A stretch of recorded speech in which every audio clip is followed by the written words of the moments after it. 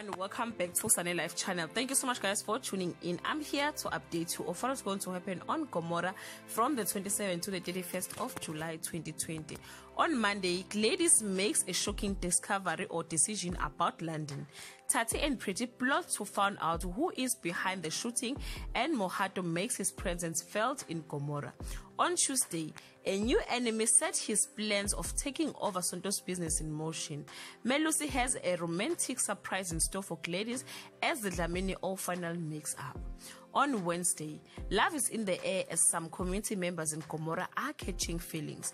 Tati finds herself on edge when she discovers Sonto's past is coming back to hunt them all.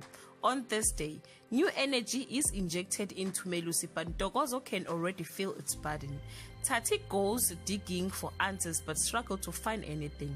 On Friday, Tati almost gets Lady Zodwa and Melusi in trouble while targeting Mohato, but her presence at the Dlamini house saves them. Guys, this is all I have for today. You can leave your comment below and share your thoughts. Till we meet again. Bye guys.